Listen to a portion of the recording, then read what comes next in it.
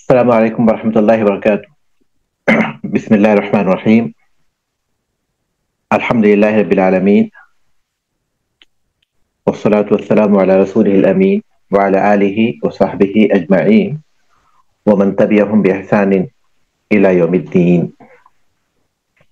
تو شروع کرتے ہیں انشاءاللہ۔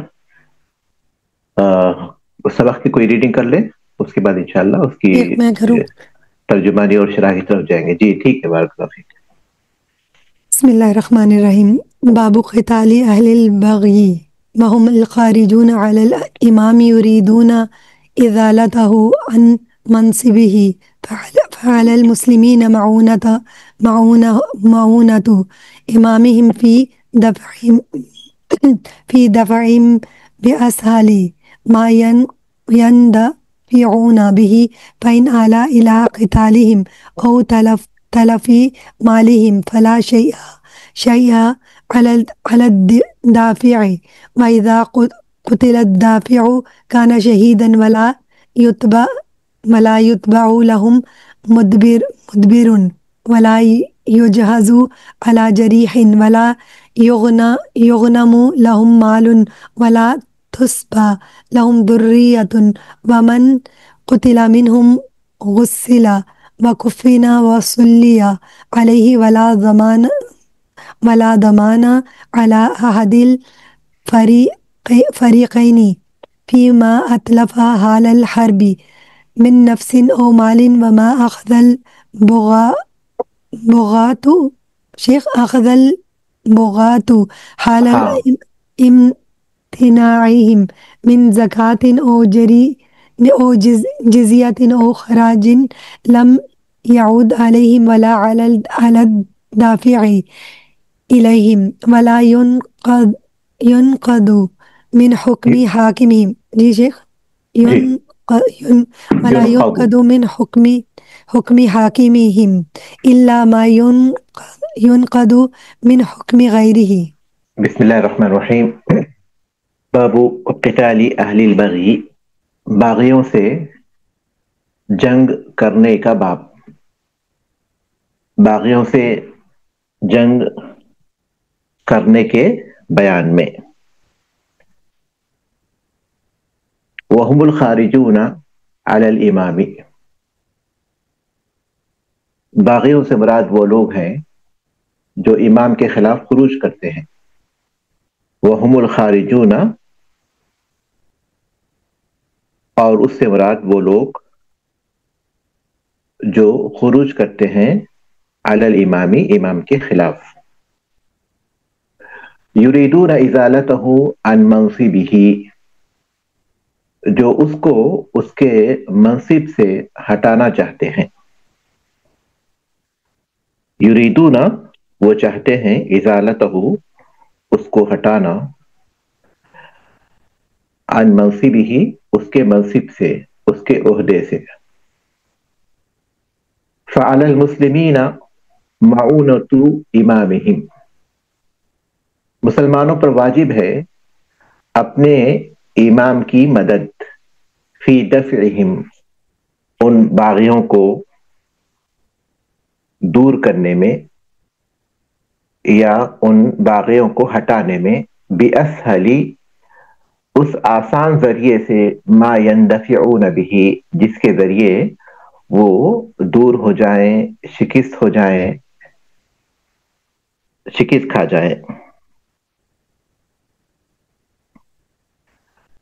فعلی المسلمین معونۃ امامہم فی دفعہم بأسہل ما یندفعون بہ، مسلمانوں پر واجب ہے اپنے امام کی مدد کرنا ان باغیوں کو دفع کرنے میں اس آسان طریقے سے جس کے ذریعے وہ دفع ہو سکتے ہوں۔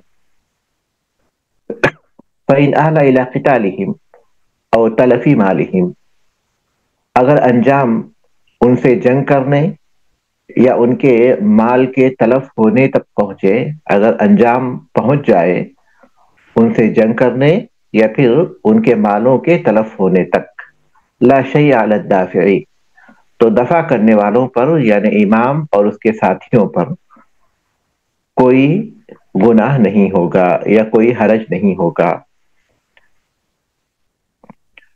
وَإِن قُتِلَ الدَّافِعُ كَانَ شَهِيدًا، اور اگر دفع کرنے والا قتل کر دیا جائے تو وہ شہید شمار ہوگا. وَإِن قُتِلَ الدَّافِعُ كَانَ شَهِيدًا، اگر دفع کرنے والا یعنی باغیوں سے جنگ کرنے والا اگر قتل ہو جائے تو وہ شہید شمار ہوگا. وَلَا يُتْبَعُ لَهُم مُدْبِرٌ وَلَا يُتْبَعُ لَهُم مُدْبِرٌ، ان میں بھاگنے والے کا پیچھا نہیں کیا جائے گا. وَلَا يُتْبَعُ لَهُم مُدْبِرٌ، اور ان میں سے کسی کا پیچھا نہیں کیا جائے گا.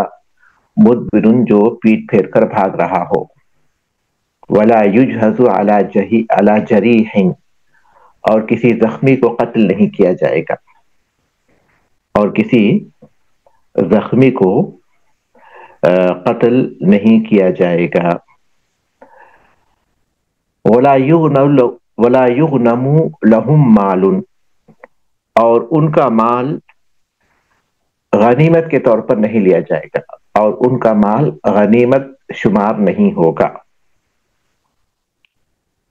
وَلَا تُسْبَى لَهُمْ ذُرِّيَّةٌ، اور ان کی عورتیں اور بچوں کو لونڈی اور غلام نہیں بنایا جائے گا. وَلَا تُسْبَى لَهُمْ ذُرِّيَّةٌ، اور ان کی عورتوں اور بچوں کو لونڈی اور غلام نہیں بنایا جائے گا. وَمَنْ قُتِلَ مِنْهُمْ، اور جو ان میں سے مارا جائے غسلا، اسے غسل دیا جائے گا. وَكُفِّنَ، اور کفن پہنایا جائے گا. وَصُلِّ عَلَيْهِ، اور اس پر نماز پڑھی جائے گی. اور جو ان میں سے مارا جائے اسے غسل دیا جائے گا اور کفن پہنایا جائے گا اور اس کی نماز پڑھی جائے گی. وَلَا ضَمَانَ عَلَى أَحَدِ الْفَرِيقَيْنِ فِيمَا أَتْلَفَ حَالَ الْحَرْبِ مِنْ نَفْسٍ أَوْ مَالٍ. وَلَا ضَمَانَ عَلَى أَحَدِ الْفَرِيقَيْنِ، اور فریقین میں سے دونوں فریقوں میں سے کسی پر کوئی ضمانت نہیں ہوگی. فیما اتلفا، اس چیز کی جو انہوں نے تلف کیا. حال الحربی، جنگ کے دوران. من نفس، خواہ وہ جان ہو، او مال یا مال ہو. دونوں فریقوں میں کسی پر بھی کوئی ضمان نہیں ہوگا ان چیزوں کا جو انہوں نے جنگ کی حالت میں تلف کیا، ضائع کیا، نقصان پہنچایا، خواہ وہ جانوں میں ہو یا مالوں میں ہو. وما اخذ البغاة حال امتناعهم من زکاة او جزیة او خراج لم يعد عليهم ولا على الدافع إليهم. وما اخذ البغاة حال امتناعهم، اور باغیوں نے جو لے لیا ہو ان کے منع کرنے یعنی اطاعت سے انکار کرنے کے دوران، اور باغیوں نے جو کچھ لیا ہو امام کی اطاعت سے انکار کرنے کے دوران، من زکات، چاہے وہ زکوٰۃ ہو، اور جزیۃ یا جزیہ ہو، اور خراج یا خراج ہو، لم یعود علیہم، ان سے دوبارہ نہیں لی جائے گی. وعلی علی الدافع الیہم، اور نہ ان سے جنہوں نے ان کو وہ مال دیا تھا.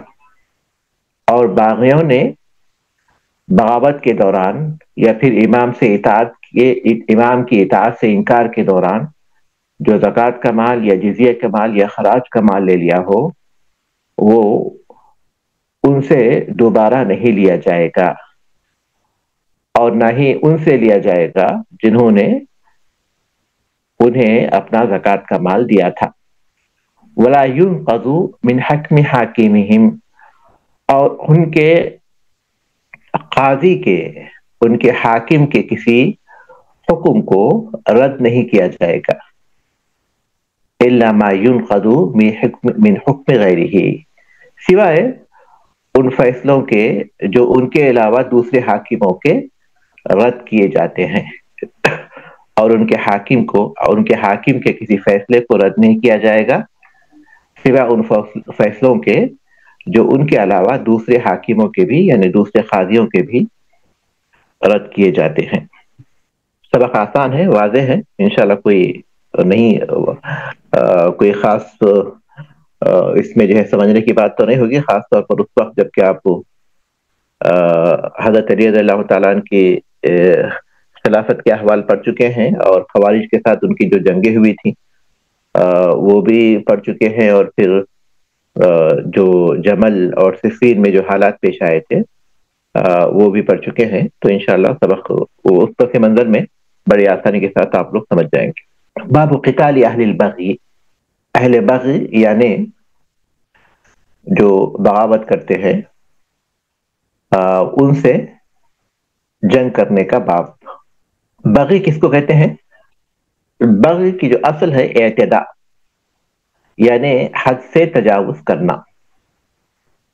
البغیو کے اصل معنی ہے الاعتداء، تجاوز کرنا، یعنی حد سے تجاوز کرنا۔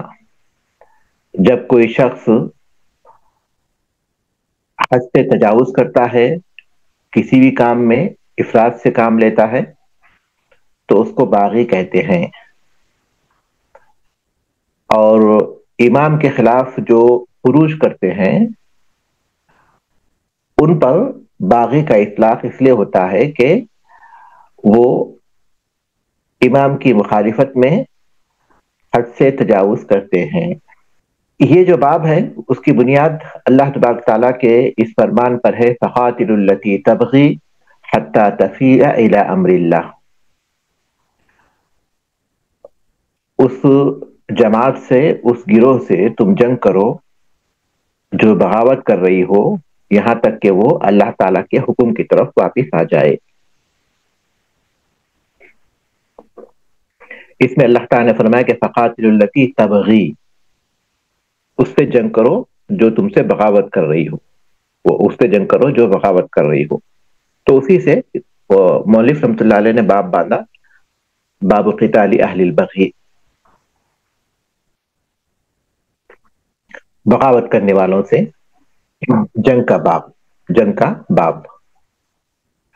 اور مؤلف رحمۃ اللہ علیہ نے خود ہی اس کی تعریف بھی بیان کی کہ انہوں نے جو کیا کہ اہل البغی جو لکھا انہوں نے، اس سے مراد کون ہے؟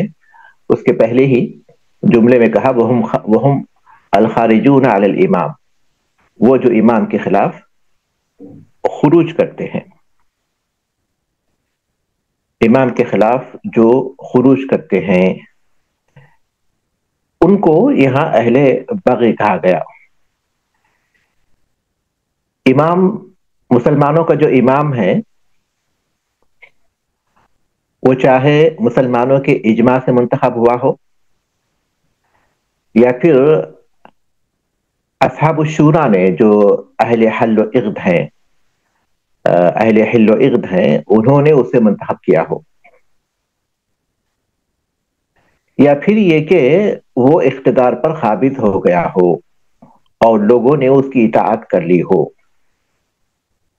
وہ سب اس امامت میں شامل ہیں جن کا یہاں ذکر کیا گیا ہے وَهُمُ الْخَارِجُونَ عَلَى الْإِمَامِ، وہ جو امام کے خلاف خروج کرتے ہیں۔ یریدون ازالتہ عن منصبہ، جو اس کو اس کے منصب سے ہٹانا چاہتے ہیں، تو جو امام کو اس کے منصب سے ہٹانا چاہتے ہیں،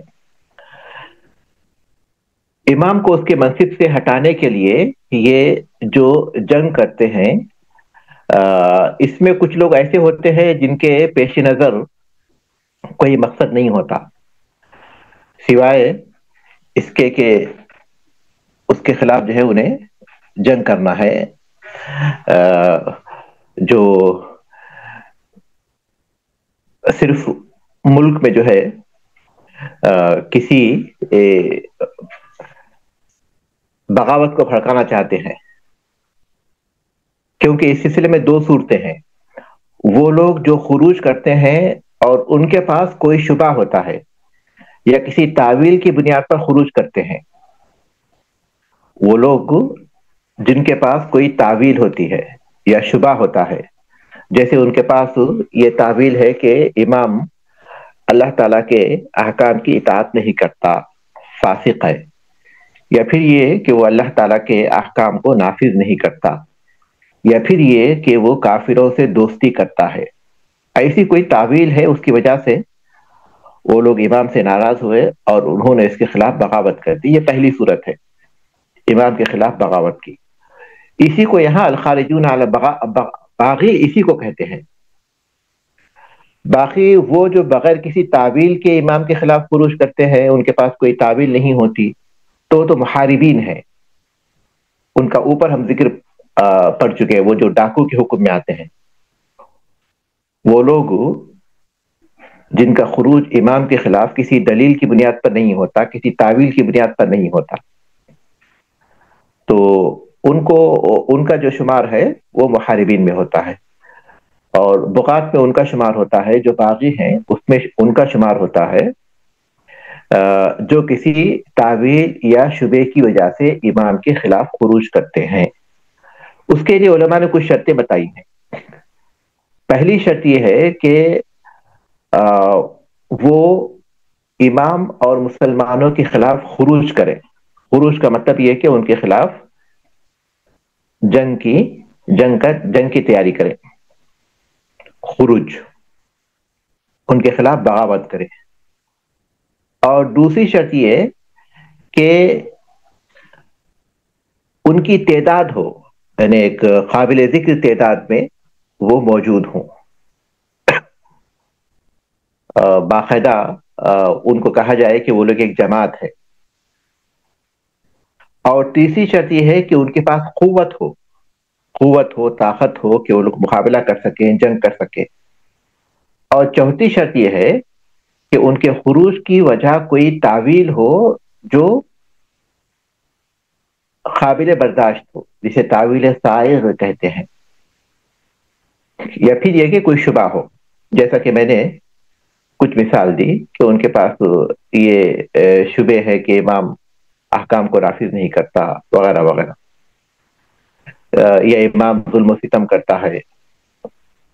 اگر یہ شرطیں ان کے پاس پائی جاتی ہے تو پھر ان کو باغی کہتے ہیں. اگر یہ شرطیں نہیں پائی جاتی لیکن پھر بھی وہ خروج کرتے ہیں تو پھر اس کو ہم کیا کہیں گے؟ اس کو محاربین کہیں گے، وہ جو اللہ اس کے رسول صلی اللہ علیہ وسلم کے خلاف اعلان جنگ کرتے ہیں. امام کے خلاف جو خروج کرتے ہیں اس میں کچھ لوگ ایسے بھی ہیں جن کے پاس کوئی شبہ یا پھر کچھ تعویل ہوگی، کوئی شبہ ہوگا یا کچھ تعویل ہوگی، اور وہ تعویل سائغ ہوگی. سائغ کا مطلب یہ ہے کہ قابل برداشت ہے، یعنی اس کا ایک سبب ہے، وہ تعویل کو سمجھنے کا ایک سبب ہے، ممکن ہے وہ تعویل ہو سکتی ہے، وہ تعویل جس کا امکان ہے. جیسا کہ صفین میں معاویہ رضی اللہ تعالیٰ اور عمرو بن عاص رضی اللہ تعالیٰ اور دوسرے صحابہ تھے، اور جمل میں ام المومنین عائشہ رضی اللہ تعالیٰ عنہا اور دیگر صحابہ تھے. اور ان کے پاس جو شبہ تھا یا ان کے پاس جو سبب تھا وہ یہ کہ حضرت علی رضی اللہ تعالیٰ عنہ، عثمان رضی اللہ تعالیٰ عنہ کے قاتلین کو جانتے ہیں، ان کی فوج میں وہ لوگ موجود ہیں، لیکن علی رضی اللہ تعالیٰ عنہ ان سے قصاص نہیں لے رہے ہیں. یہ تعویل سائغ ہے جس کی بنیاد پر ان کا اجتہاد تھا.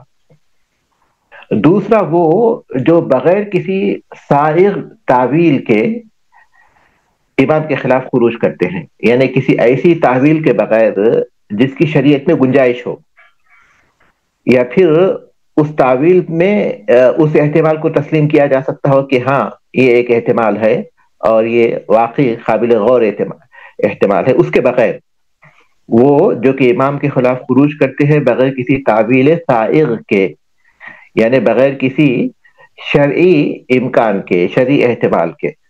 جیسے کہ خوارج کا خروج ہے، خوارج نے حضرت علی رضی اللہ تعالیٰ کے خلاف خروج کیا تھا، جو گناہ کا کام کرتے ہیں ان لوگوں کو جو ہے کافر قرار دیتے ہوئے، جو بھی گناہ کا ارتکاب کرے خوارج نے کہا کہ وہ کافر ہیں، ان کا قتل کرنا، ان کی عورتوں اور بچوں کو غلام اور لونڈی بنانا یہ واجب ہے. تو اس کے خلاف انہوں نے خروج کیا. تو ان کے پاس جو تعویل تھی وہ کوئی تعویل سائغ نہیں تھی، کیونکہ قرآن و حدیث میں جو باتیں ہم کو معلوم ہوتی ہے اس میں کہیں بھی یہ نہیں ہے کہ گناہ کرنے والے کافر ہو جاتے ہیں، یا پھر یہ کہ ان سے قتال کرنا چاہیے، ان کو قتل کرنا چاہیے. تو خوارج کا یہ عقیدہ ہے کہ جو گناہ کبیرہ کو انجام دے وہ کافر ہے، اور دنیا میں قتل کرنا اسے واجب ہے، اور آخرت میں وہ ہمیشہ جہنم میں رہے گا. اپنے اس عقیدے اور اپنے اس فکر کی بنیاد پر وہ حضرت علی رضی اللہ تعالیٰ عنہ کے خلاف انہوں نے خروج کیا تھا. یہ تعویل غیر سائغ ہے. جو تعویل غیر سائغ کے خلاف خروج کرتے ہیں، کیا ان کے بھی وہی احکام ہیں جو کہ یہاں بیان کیے گئے ہیں؟ کیونکہ یہاں جو احکام بیان کیے گئے ہیں وہ ان لوگوں کے ہیں جو تعویل سائغ ہیں، تعویل سائغ والے ہیں. تو خوارج کے بارے میں کیا حکم ہے؟ اہل علم کے سلسلے میں دو قول ہیں. ایک قول تو یہ ہے کہ وہ باغیوں ہی میں شمار ہوں گے، اور ان کے ساتھ وہی معاملہ ہوگا جو مسلمان باغیوں کا ہوتا ہے. امیر المومنین حضرت علی رضی اللہ تعالیٰ نے ان کے ساتھ جو کیا تھا، جو معاملہ کیا تھا وہ اسی کے مطابق کیا تھا. تعویل ہے تو اب ہمارے پاس دو قسمیں ہو گئی جو بغاوت کرتے ہیں ان کی. جو الخارجون علی الامام، وہ جو لوگ ہوتے ہیں ان کی دو قسمیں ہو گئی. ایک وہ جو کسی تعویل سائغ کی بنیاد پر خروج کرتے ہیں، اور دوسرے وہ جو تعویل غیر سائغ کی بنیاد پر خروج کرتے ہیں. یہ دونوں بغات میں شمار ہوتے ہیں. اور تیسرے وہ لوگ جو بغیر کسی تعویل کے خروج کرتے ہیں، ان کا ہم لوگ اوپر ذکر پڑ چکے ہیں، وہ محاربین ہیں جن کے پاس کوئی تعویل ہی نہیں ہے، کوئی وجہ ہی نہیں ہے، کوئی شبہ ہی نہیں ہے، بس لوٹ مار قتل غارت گیری، یہ ان کے پاس، یہ ان کا مقصود ہوتا ہے، چاہے اس کے اسباب کچھ بھی ہوں. تو ان کا یہاں ذکر نہیں ہے. تو تعویل سائغ کی بنیاد پر جو خروج کرتے ہیں اور امام کو اس کے منصب سے ہٹانا ان کا مقصود ہوتا ہے. مکمل طور پر یہ جو شرطیں ہیں وہ بہت سی بغاوتوں میں پائی جاتی ہیں، لیکن جمل اور صفین پر یہ تعریف پوری طرح صادق نہیں آتی. جمل اور صفین میں جو لوگ حضرت علی رضی اللہ تعالیٰ عنہ کے خلاف نکلے تھے،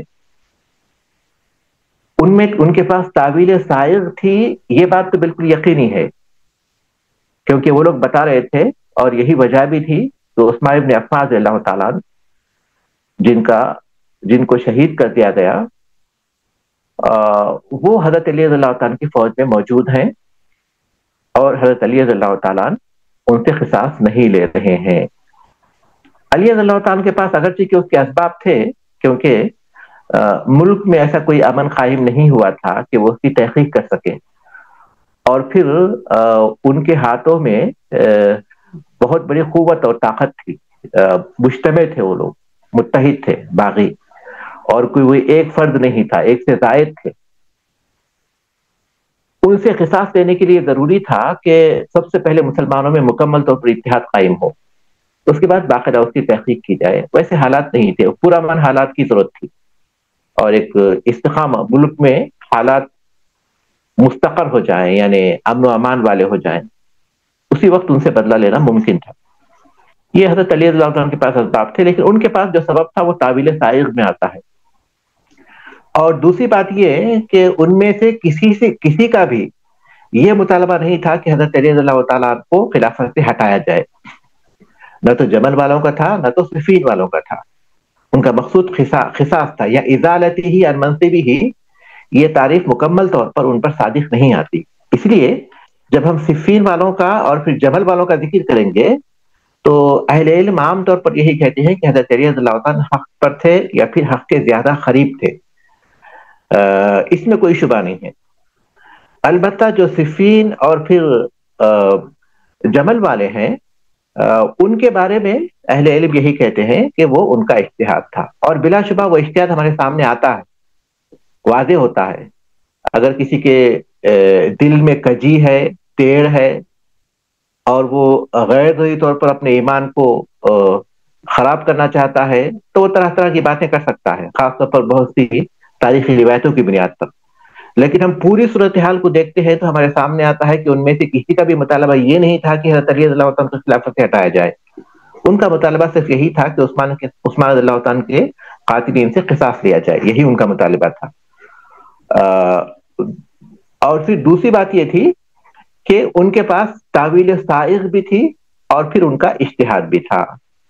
تو یہ واضح طور پر ہمارے سامنے ہونی چاہیے، خاص طور پر ایسے وقت جبکہ ہم ایسی بحثیں پڑھتی ہیں. تو اگرچہ کہ ان کے اوپر وہی اطلاق ہوتا ہے، یعنی ان کے اوپر اس کا اطلاق ہوتا ہے کہ انہوں نے امام وقت کے خلاف، جو مسلمانوں کے خلیفہ تھے، اس کے خلاف انہوں نے خروج کیا.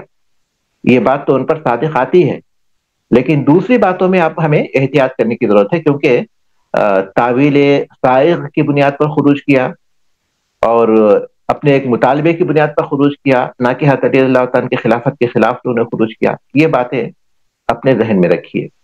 اس کے بعد ہم آگے بڑھتے ہیں. وَهُمُ الْخَارِجُونَ عَلَى الْإِمَامِ يُرِيدُونَ إِزَالَتَهُ عَنْ مَنْصِبِهِ. بغاض سے مراد وہ لوگ ہیں جو کہ امام کے خلاف خروج کرتے ہیں اس کو اس کے منصب سے ہٹانے کے لیے. فَعَلَى الْمُسْلِمِينَ مُعُونَةُ إِمَامِهِمْ. ایسی صورت میں مسلمانوں پر واجب ہے مسلمانوں پر. کیوں؟ کیونکہ یہ اختیاری نہیں ہے. اللہ تبارک و تعالیٰ نے امام کی اطاعت کا حکم دیا ہے. یا ایھا الذین آمنوا اطیعوا اللہ واطیعوا الرسول واولی الامر منکم. اے ایمان والو، تم اللہ کی اور رسول کی اور تم میں جو اولو الامر ہیں، اولو الامر میں سب سے پہلے تو حکام داخل ہے، جو مسلمانوں کے حاکم ہوتے ہیں وہ داخل ہے. اس کے بعد علماء بھی اس میں شامل ہو جاتے ہیں، لیکن بنیادی طور پر پہلا اس میں جو اولو الامر ہیں وہ حکام ہیں. اور ظاہر ہے کہ حکام جب حکومت کریں گے تو اللہ تبارک تعالیٰ کی شریعت کے مطابق کریں گے، تو علماء اس میں داخل ہے. تو اولو الامر کی اطاعت کرو. یہ اللہ تبارک تعالیٰ کا فرمان ہے، ان کی اطاعت کرنا. اور دوسری بات یہ ہے کہ رسول اکرم صلی اللہ علیہ وسلم نے اس بات کو واضح فرمایا تھا کہ امام جو بھی ہوگا اس کی اطاعت کرنا یہ واجب ہوگا. جیسا کہ اس مشہور حدیث میں جس میں ارباز ابن ساریہ رضی اللہ عنہ بیان کرتے ہیں کہ اللہ کے رسول صلی اللہ علیہ وسلم نے ایک بار وعظنا رسول اللہ صلی اللہ علیہ وسلم موعظة وجلت منها القلوب وذرفت منها العيون فقلنا یا رسول اللہ كأنها موعظة مودع فأوصنا. قال أوصيكم بتقوى الله والسمع والطاعة وإن تأمر عليكم عبد. اس حدیث میں اللہ کے رسول صلی اللہ علیہ وسلم نے فرمایا تھا کہ میں تم کو وصیت کرتا ہوں اللہ تبارک تعالیٰ کے تقوی کی اور اطاعت کی، اگرچہ کہ کوئی غلام تم پر حاکم بن جائے. تو یہاں بھی اللہ کے رسول صلی اللہ علیہ وسلم نے حاکم کی اطاعت کا حکم دیا ہے، اس کا اطاعت کا حکم دیا ہے. اور پھر یہ کہ ایک حدیث میں اللہ کے رسول صلی اللہ علیہ وسلم نے اس بات کو واضح فرمایا کہ اگر مسلمانوں میں کسی حاکم کی حکومت پر اتفاق ہو چکا ہو تو اس کے بعد کوئی آئے اور مسلمانوں کو اس کی اطاعت سے ہٹانا چاہے. یہ حدیث جو ہے ارفجہ رضی اللہ تعالیٰ سے مروی ہے. وہ کہتے ہیں کہ رسول اکرم صلی اللہ علیہ وسلم نے فرمایا کہ اگر تم سب لوگ کسی ایک امام کی اطاعت پر متفق ہو جاؤ اور کوئی ایسا شخص آ جائے جو تمہاری جمعیت کو توڑنا چاہے تو اسے قتل کر دو. تو یہ حکم ہے اللہ کے رسول صلی اللہ علیہ وسلم کا کس کو؟ مسلمانوں کی جماعت کو. جب مسلمانوں کی جماعت کو اس بات کا حکم ہے تو اس کا مطلب یہ ہوا کہ امام کی اطاعت کرنا اور پھر ایسے حالات میں امام کی مدد کرنا یہ مسلمانوں پر واجب ہے. دو باتیں اور اس کے ساتھ آپ کو ذہن میں رکھیے. ایک بات یہ کہ مسلمانوں کے امام کے خلاف خروج کرنا یہ اس کے فسق کی بنیاد پر بھی جائز نہیں ہوتا، سوائے اس کے کہ واضح کفر کا اس سے ارتکاب ہو.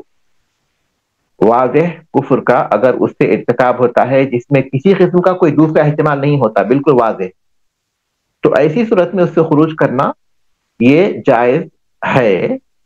لیکن ضروری ہے کہ اس وقت یہ دیکھا جائے کہ اس کے خلاف خروج کرنا یہ زیادہ نقصان پہنچائے گا یا ابھی انتظار کرنا یہ زیادہ مناسب ہوگا. حالات کو دیکھ کر ہی خروج کر، لیکن خروج کی جواز کی حالت ہے وہ، خروج کی جواز کی ایک ہی حالت ہے، اور وہ یہ کہ اس سے کسی کفر کا واضح طور پر ارتکاب ہوتا ہو، وہ خروج کی جواز کی حالت ہے. لیکن جواز کا مطلب یہ نہیں کہ خروج واجب ہو گیا. ویسی صورت میں اگرچہ کہ خروج کیا جا سکتا ہے، لیکن ایسی صورت میں دیکھا جائے گا کہ وہ حالت مسلمانوں کے لیے جنگ کے اعتبار سے مناسب ہوگی یا نہیں ہوگی، یا پھر یہ کہ اس کے جو نقصانات ہیں وہ زیادہ بڑے پیمانے پر، خاص طور پر عورتوں اور بچوں اور پھر معاشرے پر ظاہر ہوں گے. یہ تمام چیزیں اس کے بعد ہی اس کا فیصلہ کر سکتے ہیں، اور ظاہر ہے کہ یہ فیصلہ مسلمانوں کی اجتماعی طور پر ہی لیا جا سکتا ہے. تو یہاں مؤلف رحمۃ اللہ علیہ کہتے ہیں فعلی المسلمین معونۃ امامہم فی دفعہم باسہل ما یندفعون بہ، مسلمانوں پر واجب ہے اپنے امام کی مدد کرنا اس باغی طبقے کو دفع کرنے کے لیے. لیکن اس باغی طبقے کو جو دفع کرنا ہے وہ اس آسان طریقے سے ہے جس کے ذریعے ان کو دفع کیا جا سکتا ہے. ایسا نہیں کہ ایک جماعت امام کے ظلم کے خلاف اٹھ کھڑی ہوئی، ان کے اوپر بمباری کر دی گئی اور ان کے اوپر گولے برسائے گئے، اور اس میں عورتیں مر گئیں، بچے مر گئے، لوگوں کا بہت بڑا نقصان ہوا، جانی مالی نقصان ہوا. یہ جائز نہیں ہے. اس طرح ان کو دفع نہیں کیا جائے گا، بلکہ اس آسان طریقے سے جس کے ذریعے یعنی کم دیکھیں گے کہ کیا ان کے لیے مناسب ہو سکتا ہے، اتنا ہی ان کے خلاف استعمال کیا جائے گا. یہ مختصر سے الفاظ ہیں، لیکن اس میں بہت سی باتیں شامل ہو جاتی ہیں. بِأَسْهَلَ مَا يَنْدَفِعُونَ بِهِ، اس آسان ذریعے سے جن کے ذریعے اسے ان کو دفع کیا جا سکتا ہے. سب سے پہلے تو ان سے بات کی جائے گی، جو باغی ہیں ان سے بات کی جائے گی. اگر ان کی شکایت کسی ظلم کی ہے تو اس ظلم کو دور کیا جائے گا، انصاف کیا جائے گا وہاں. اگر ان کی شکایت کسی شبے کی وجہ سے ہے، اس شبے کو دور کیا جائے گا. ان کے پاس شبہات ہیں، ان شبہات کو دور کیا جائے گا.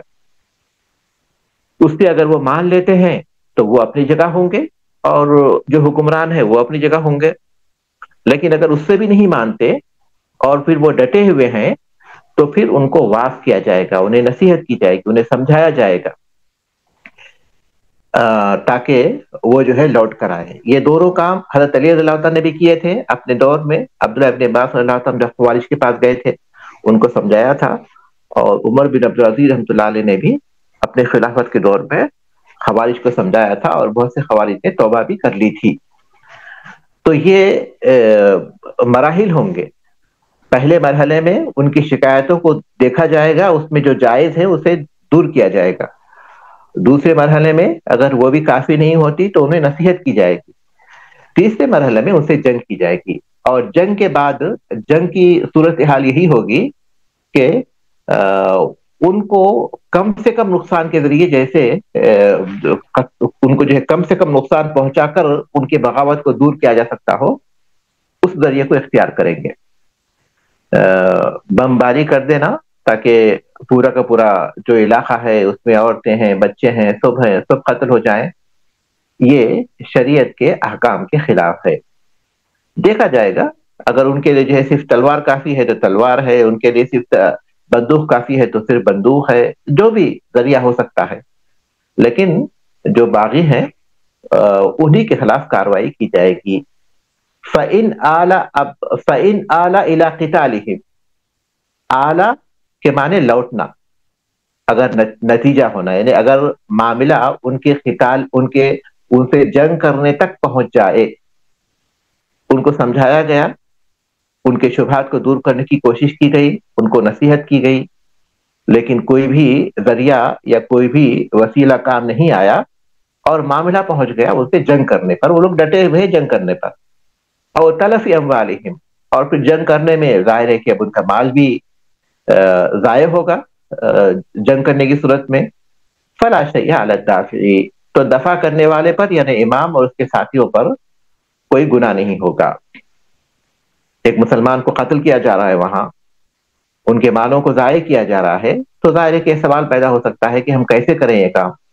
تو مولوی رحمۃ اللہ علیہ کہتے ہیں کہ دفع کرنے والوں پر کوئی گناہ نہیں ہوگا، کیونکہ الفتنۃ اشد من القتل، فتنہ قتل سے زیادہ شدید ہے.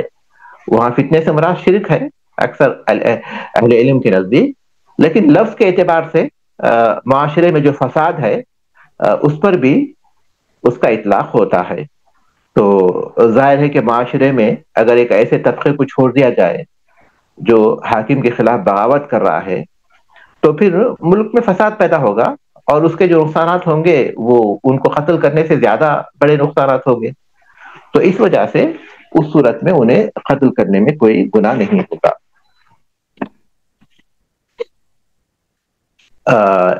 دفع کرنے والا پر کوئی گناہ نہیں ہوگا.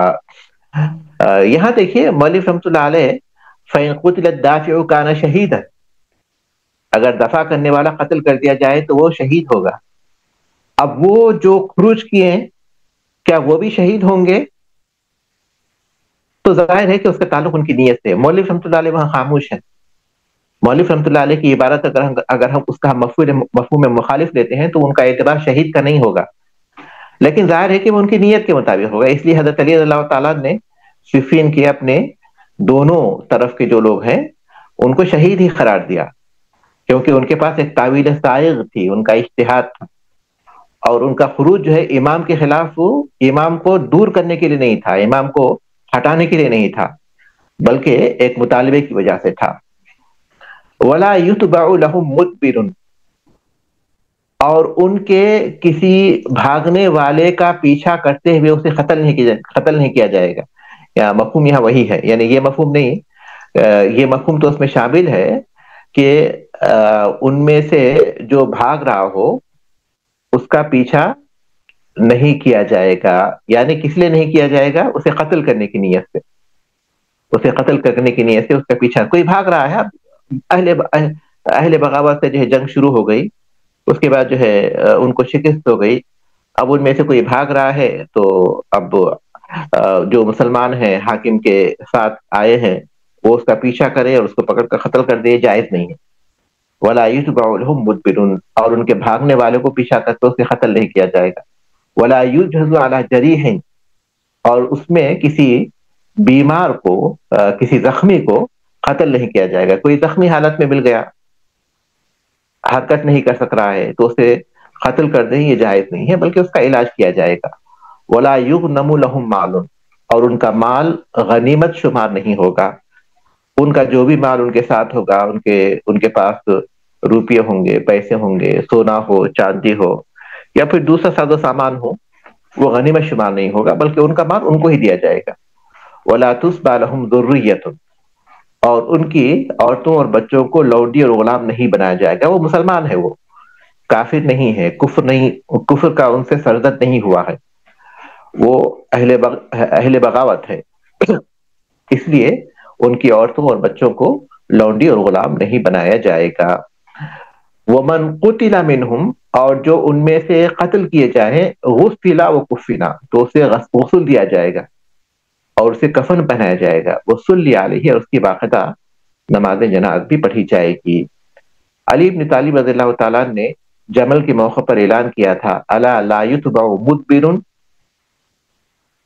یاد رکھو یا خبردار رہو، اس میں پیچھے جو بھاگ رہے ہیں ان کا پیچھا نہیں کیا جائے گا. وَلَا يُقْذَفُ عَلَى جَرِيحٍ، کسی زخمی کو قتل نہیں کیا جائے گا.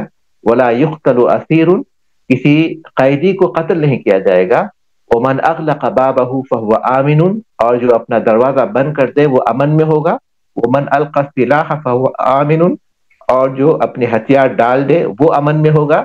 وَلَا يُؤْخَذُ مِنْ مَتَاعِهِمْ شَيْءٌ، اور ان کے سامان میں سے کوئی بھی چیز نہیں لی جائے گی. یہ علی رضی اللہ تعالیٰ نے جمل کے وقت پر اعلان کر دیا تھا. اس کے بعد رسول اللہ صلی اللہ علیہ وسلم کچھ احادیث بھی ثابت ہیں. اللہ کے رسول صلی اللہ علیہ وسلم نے مسلمانوں میں سے جو بغاوت کرے ان کے لیے یہی رہنمائی بھی کی تھی احادیث میں. علی رضی اللہ تعالیٰ نے بالکل ان کے مطابق کی عمل کیا تھا اپنی ان جنگوں میں۔ اس کے بعد مؤلف رحمۃ اللہ علیہ کہتے ہیں کہ ولا ضمان علی احد الفریقین فیما اتلف حال الحرب من نفس و مال، اور دونوں فروقوں میں سے کسی پر بھی کوئی ضمان نہیں ہوگا۔ کس چیز کا ضمان؟ جنگ ہو گئی تھی آپس میں، تو جنگ کے دوران ان میں سے ایک نے دوسرے کو جو نقصان پہنچایا، دوسرے فریق کو قتل کیا یا پھر مالی نقصان پہنچایا، تو اس کا ضمان اب نہیں ہوگا ان پر کہ آپ نے جو قتل کیا ہے تو پھر اس کی دیت آپ کو دینی ہوگی، یا مال کو نقصان پہنچایا تو پھر وہ مال آپ کو دینا ہوگا۔ یہ نہیں ہوگا، کیونکہ جنگ تھی، جنگ میں جو کچھ بھی ہو چکا اس کا کوئی تاوان فریقین میں سے کسی پر بھی نہیں ہوگا۔ نہ تو ان سے تاوان لیا جائے گا جو باغی ہیں، نہ تو ان سے تاوان لیا جائے گا جو امام کے ساتھ ہیں، کیونکہ یہ ممکن نہیں ہے کہ جنگ ہو اور پھر اس کا کوئی نقصان نہ ہو۔ تو دونوں فریقوں میں سے کسی پر بھی جنگ کی حالت میں جو چیزیں ضائع ہوئی ہیں، چاہے وہ مال ہو یا جان ہو، اس کا کوئی ان پر تاوان نہیں ہوگا۔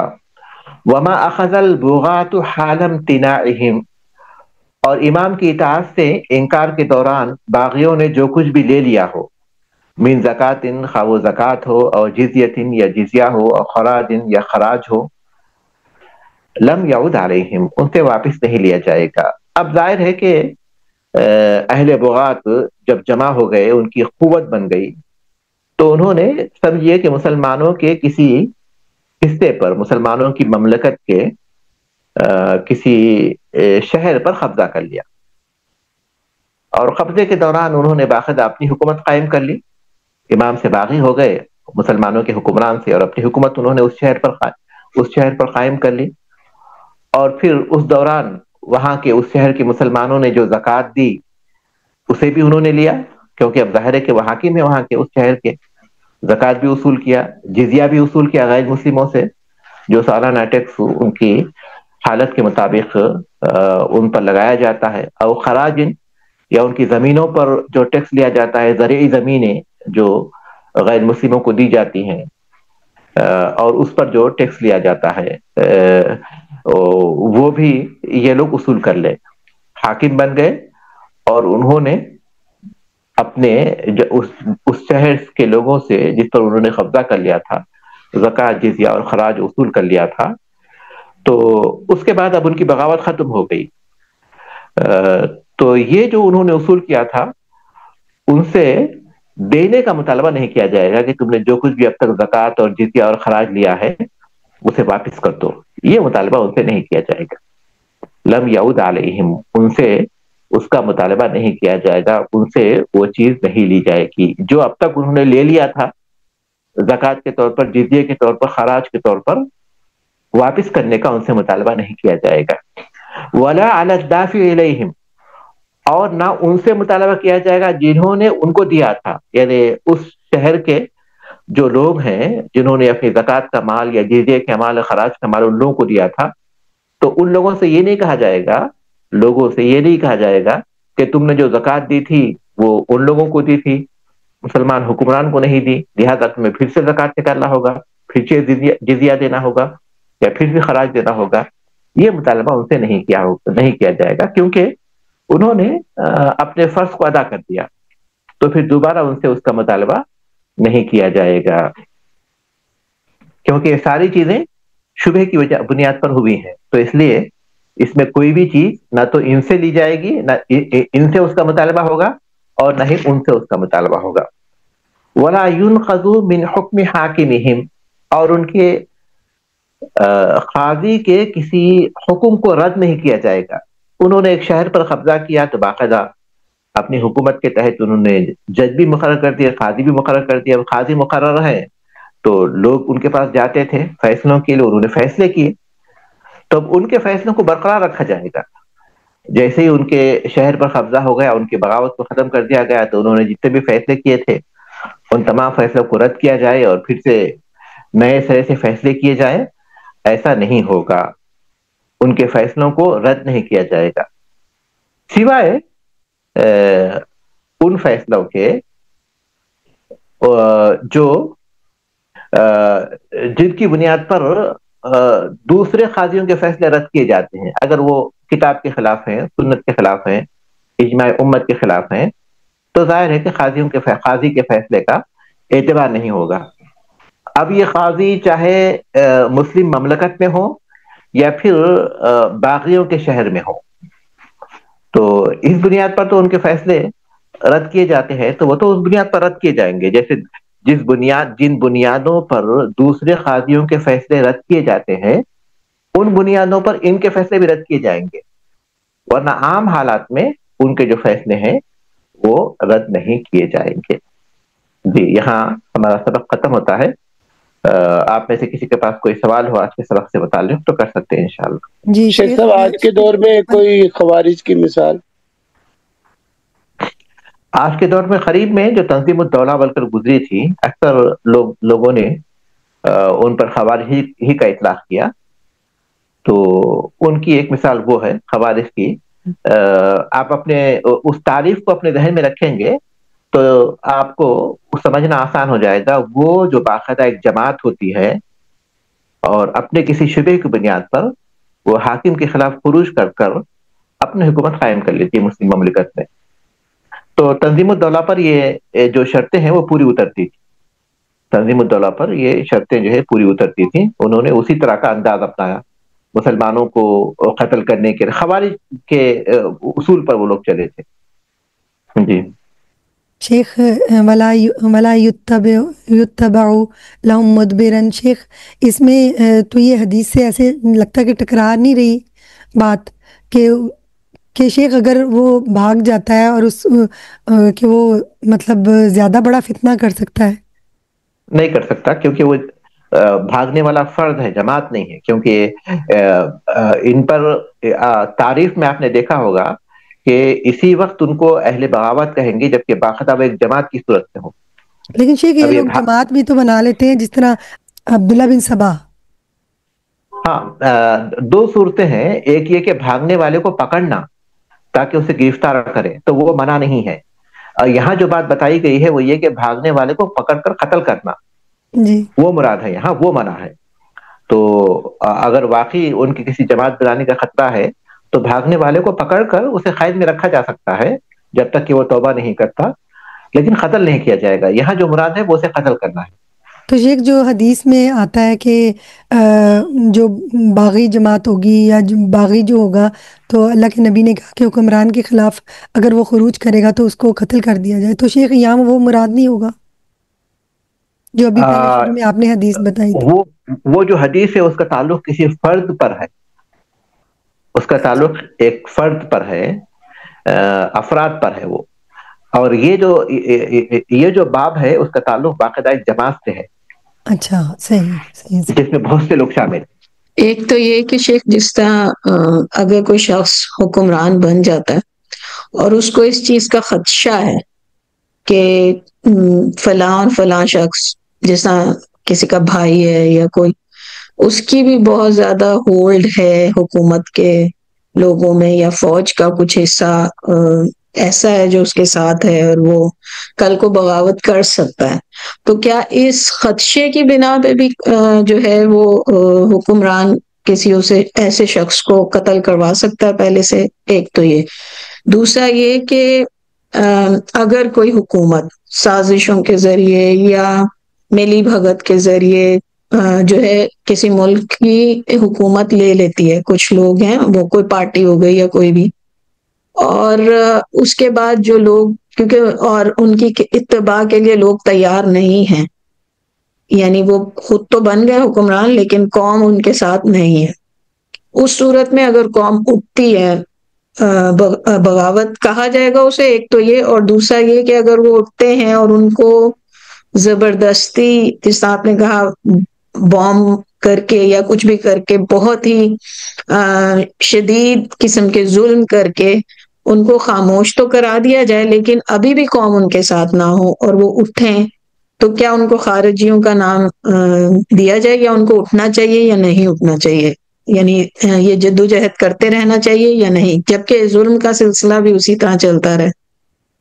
جہاں تک پہلے سوال کا تعلق ہے کہ اگر حاکم کو کسی سے خطرہ ہے کسی اپنے کسی رشتہ دار سے کہ وہ اس کے خلاف جو ہے لوگوں کو جمع کر سکتے ہیں یا بغاوت کر سکتے ہیں، یا پھر فوج کے کسی کمانڈر سے اس کو خطرہ ہے تو کیا اس کی بنیاد پر اسے قتل کر سکتا ہے؟ تو اس کا جواب یہ ہے کہ محض خطرات کی بنیاد پر قتل کرنے کی شریعت میں اجازت نہیں ہے، جب تک کہ ان کی طرف سے ایسی کوئی بات سامنے نہیں آتی۔ تو اس کے لیے ممکن ہے کہ وہ ان کے حرکتوں پر نظر رکھے، اس کے ذریعے اس کو دفع کیا جا سکتا ہے، یعنی بِأَسْهَلَ مَا يُمْكِنْ، ہر وہ ذریعہ جو کم سے کم اس کو نقصان پہنچا کر اس کے ذریعے اسے دفع کیا جائے، تو وہی اسی چیز کو پیش نظر رکھنا ہوگا۔ تو پہلی بات تو یہ ہے کہ اس پر نظر رکھی جا سکتی ہے تاکہ وہ نقصان نہ پہنچائے۔ دوسری بات یہ کہ اسے قید میں بھی ڈالا جا سکتا ہے اگر کچھ اسباب ایسے ہیں۔ لیکن قتل کرنے کی جو بات ہے، جب تک کہ اس سے ایسے افعال صادر نہ ہو جائیں جو اس کے قتل کو واجب کرتے ہیں، جو کہ احادیث میں ہے کہ وہ 3 اسباب ہی ہیں جن کی بنیاد پر قتل کیا جا سکتا ہے، وہ سبب اس کے اندر پایا نہیں جاتا، نہ تو وہ شخص ہے جس نے ارتداد کا ارتکاب کیا، اور نہ ہی وہ شخص ہے جس نے کسی دوسرے کو قتل کیا کہ خلاف اسے قتل کیا جائے، اور نہ ہی وہ شخص ہے جو شادی شدہ ہو، زنا کیا ہو۔ یہ 3 اشخاص ہیں، یہ 3 اسباب ہیں۔ اب تیسرے جو سبب، اس کے علاوہ جو اسباب ہیں وہ آج ہمارے پاس کچھ آ چکے ہیں، تو ایسے کچھ سبب جب تک سامنے نہیں آئیں گے تو کسی کو قتل نہیں کیا جا سکتا۔ لیکن دوسرے جو اسباب ہو سکتے ہیں وہ اختیار کیے جا سکتے ہیں تاکہ وہ بغاوت کی طرف نہ جائیں۔ اور دوسری بات یہ، دوسرا جو سوال ہے وہ یہ کہ اگر کوئی شخص زبردستی قابض ہو جاتا ہے اور لوگ اسے تسلیم نہیں کیے ہیں، تو ظاہر ہے کہ جب تک کہ لوگوں پر اس کا ایسا قبضہ نہ ہو جائے کہ لوگوں کے اندر ایک خاموشی چھا جائے، بھلے ہی وہ اسے دل سے مانتے ہوں نہ مانتے ہوں، لیکن لوگوں کے پاس اس کا مقابلہ کرنے کی طاقت نہیں، اس کی وجہ سے اب لوگ خاموش ہو گئے ہیں، تو اس حالت کو جب پہنچ جائے تو وہ حکمران سمجھا جائے گا۔ لیکن جب تک وہ صرف قبضے کرنے کی کوشش میں ہے، قابض نہیں ہوا ہے، تو ظاہر ہے کہ اب یہ مسلمانوں کے آپس کے ٹکراؤ ہیں۔ اب یہ جو ٹکراؤ ہیں مسلمانوں کے، اگر وہ اسی حکومت کے سبب سے ہیں تو ظاہر ہے کہ یہ عصبیت کے سبب سے ہو سکتے ہیں، حکومت کے حصول کے لیے ان کے آپس کے اختلاف کی وجہ سے ہو سکتے ہیں، تو ان پر یہ باغی وغیرہ کا اطلاق نہیں ہوگا، کیونکہ باغی کا اطلاق اسی وقت ہوگا جبکہ باقاعدہ مسلمانوں کا ایک حکمران ہے جو مسلمانوں میں حکومت کے طور پر قائم ہو چکا ہے، اس کے خلاف انہوں نے کچھ شبہات کی بنیاد پر خروج کیا ہے، تو یہاں بغاوت کا اطلاق ہوگا۔ لیکن اس کے علاوہ مسلمانوں کے آپس کے جو ان کے جو اختلافات ہوتے ہیں یا عصبیت کی وجہ سے ہوتے ہیں، یا پھر یہ کہ وہ ابھی حکومت اسے حاصل نہیں ہوئی ہے، حاصل کرنے کی وہ کوششوں میں ہے جس پہ مسلمانوں نے اسے مکمل طور پر تسلیم نہیں کیا ہے، تو ظاہر ہے کہ اب تک اس کے خلاف جو جنگ کر رہے ہیں اس کو باغی نہیں کہا جائے گا، بلکہ اگر وہ مسلمانوں میں ہو رہا ہے تو مسلمانوں کی 2 جماعتیں ہیں جن کے درمیان جنگ جاری ہے، جو کہ جاری نہیں ہونی چاہیے، جنگ جاری ہے، تو وہ دونوں جماعتیں میں سے کسی کو بھی ہم یہ نہیں کہہ سکیں گے ایسی صورت میں کہ وہ باغی ہیں، بلکہ دونوں خطا پر ہے، یہی چیز کا اس پر اطلاق ہوگا۔ یہ جو کہا جاتا ہے کہ مسلمانوں کا کوئی شخص ہو جو کہ طاقت سے جو ہے غالب آ چکا ہو، وہ اس حالت میں ہے جبکہ باقاعدہ اسے مکمل طور پر حکومت کے پورے اختیارات حاصل ہو چکے ہیں، ایسی صورت میں پھر مسلمانوں کو چاہیے کہ وہ اس کی اطاعت ہی کریں۔ جی، یہاں رکتے ہیں ہم لوگ۔ سبحانک اللہم و بحمدک، اشہد ان لا الہ الا انت، استغفرک و اتوب الیک۔ السلام علیکم و رحمۃ اللہ۔